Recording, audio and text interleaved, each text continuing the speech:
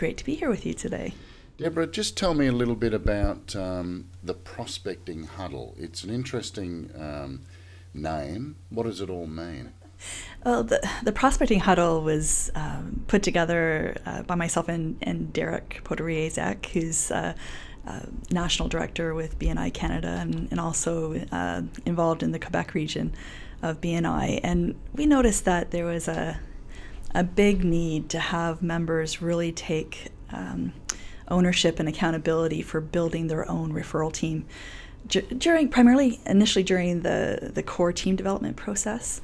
But it ended up being a tool that we could also use for rebuilding a chapter that might have been faltering a little bit, as well as helping larger groups to become even larger more strategically. So the point behind it was really to give members and prospective members who are developing a new chapter tools to be able to identify key referral partners that they'd like to have on board, so that they could strategically invite those candidates to join them in building business by referral, and that it wouldn't be the work of the director to build the group itself. We would support them in the work that they wanted to do together, but that the members would take accountability for it.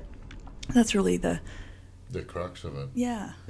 That's So where it came from. So when you first started doing this, what kind of results have you achieved in the nearly 4 years, isn't it, since you started this? Yeah, there's been some really great results. So in terms of starting new groups, the groups that have embraced the process, not every group has embraced it, honestly, but the groups that have embraced it have, if they were stalled in any way during the development process, they certainly were able to get beyond that. So when we first implemented, there were some core groups that had stalled, and they needed a tool to help them get beyond that, at that 12 mark. So it helped them to really work together and identify, again, those people that would be great to bring out, so that the next information session actually was populated with prospective members around the table. And I guess just to backtrack a little, we need to talk about your area. Is a very rural area, isn't it, with a population of how many? There's only 650,000 people, and very much like your region, we've got a 4-hour drive in one direction, 4-hour drive in another direction, and the largest community is only 120,000 population. So most of the communities are anywhere from 20,000 to about 35,000 in size that are spread out across that region.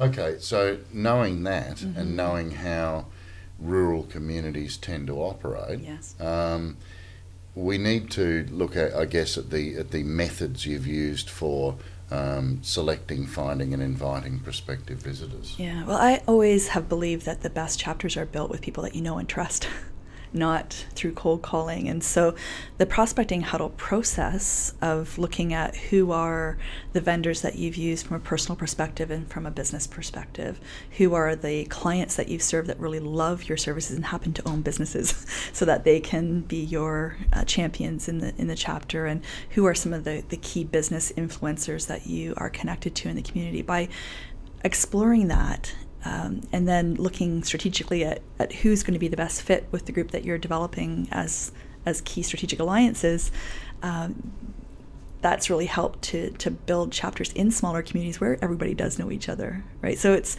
I don't believe in the whole pull out the yellow pages and just start soliciting people to come on board. I really think it's important that you know and trust them, and that you feel that they are referable, and that you're bringing them into a group of people that you don't want to expose those individuals to a chance of this person not being referable. So I don't know if that explains a little bit about the nature of the communities. Yeah, I think it does. One of the questions I would ask you then is, I know from personal experience that I will go to a small community and speak to some of the people there about becoming part of a BNI group. Yes. And they say, why would I want to do that? I already do business with these people.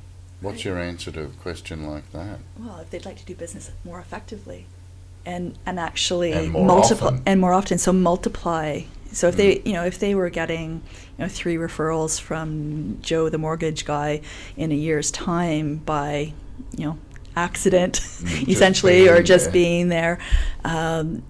If they could instead be top of mind with that individual on a structured basis every single week and multiply that out to 15, 20, 25 referrals instead, is that worth their investment of time in having a marketing system to use? Yeah. So I tend to talk about that BNI chapter development process as, you bring a team of people you want to work with, I'll bring you a marketing system that works really, really well so that you can leverage it and really multiply out the effect and not sort of wait for those chance referrals to come across your desk. Okay, so when we work as a team, you divide the effort, but you multiply the results. Absolutely.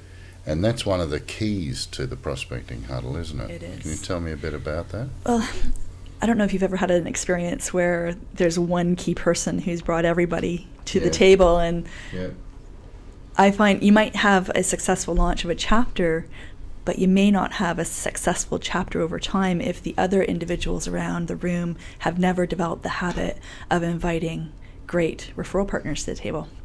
So the prospecting huddle has tools associated with it that hold each other accountable, where they can hold each other accountable as team members.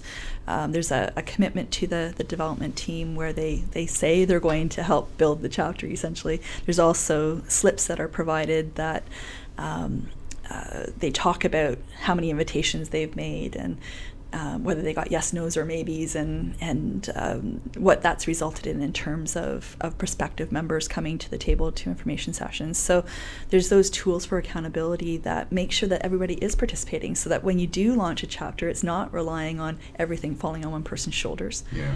Which usually burns the person out over time.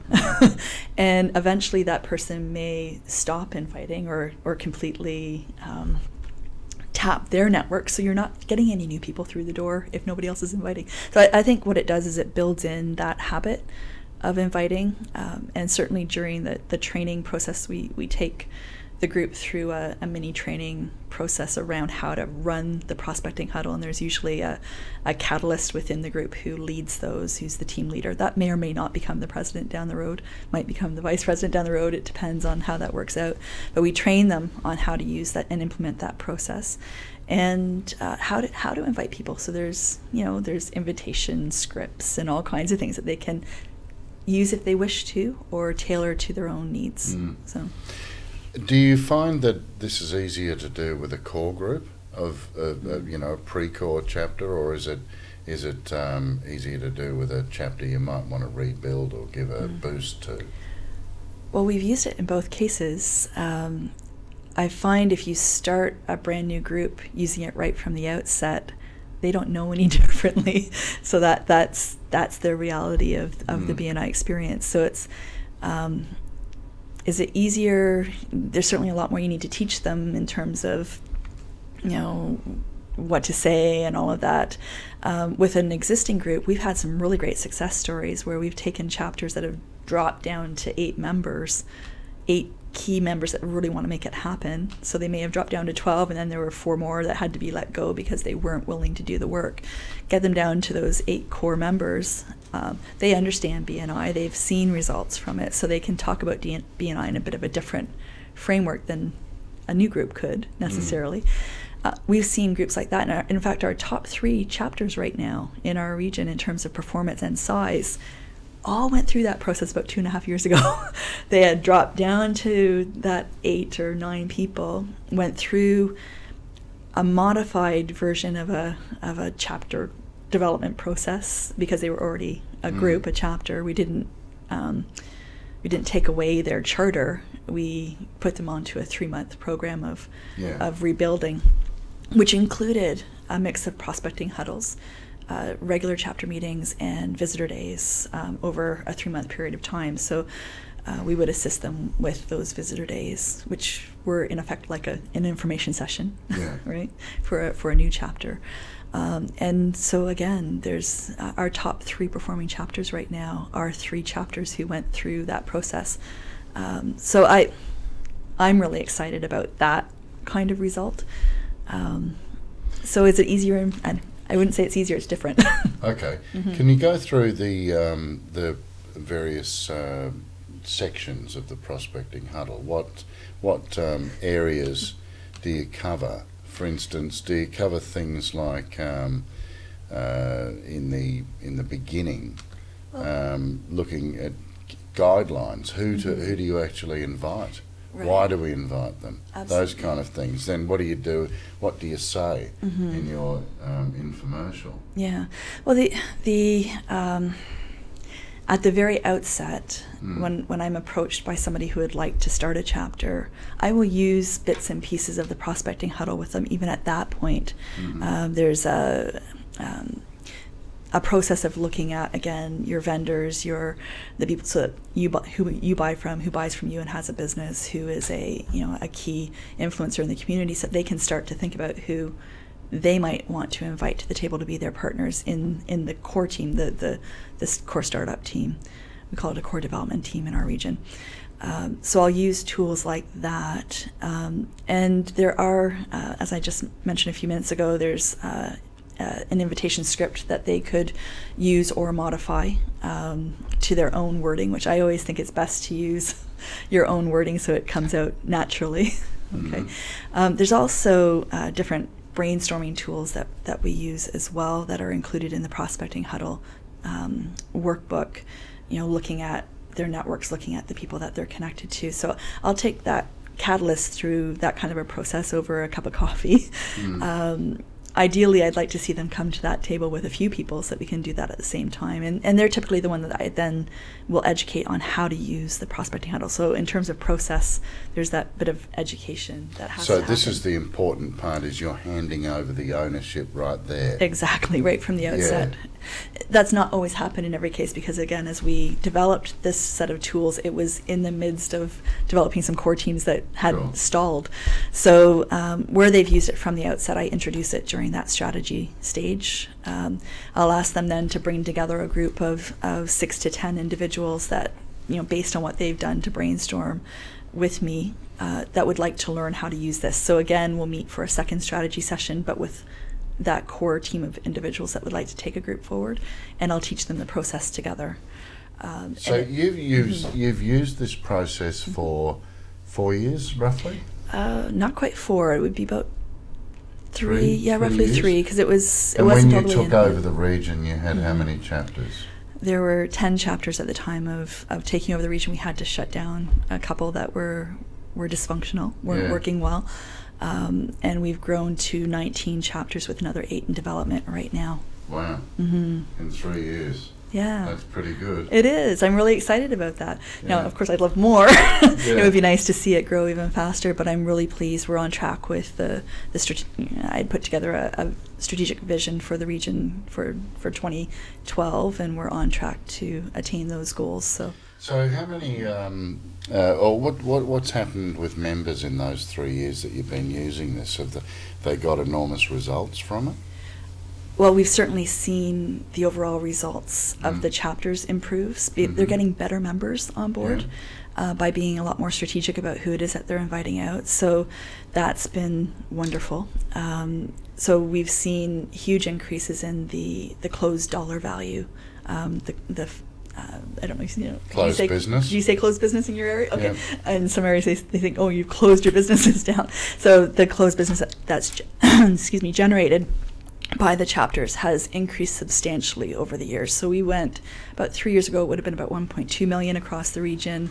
Last year we had 5.3 million in closed business in the region, and we're already this year tracking toward about 6.3 million for this particular term. So there's been a much higher caliber of member come on board. They're not just putting bums in seats. Excuse my terminology there, but that's a very Australian terminology. Is it? Okay. It's not about having a warm body sitting there. It's really about having the right person in the right seat.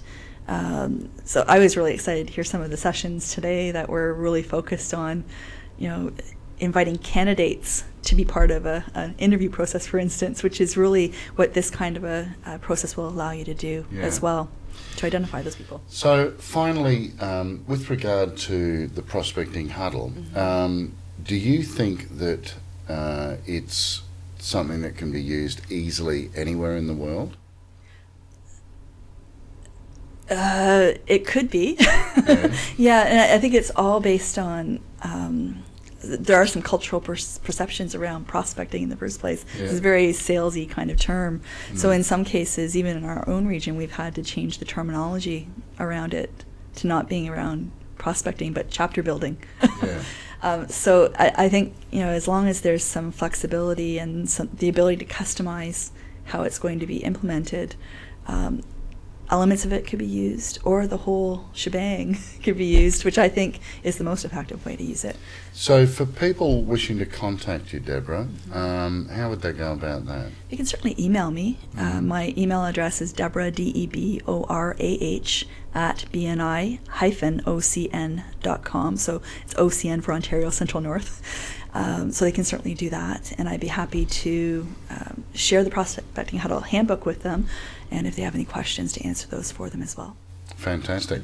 Deborah, thanks very much for taking the time to talk to me today. It's been a pleasure. Pleasure, Daniel. Thank you. Thank you.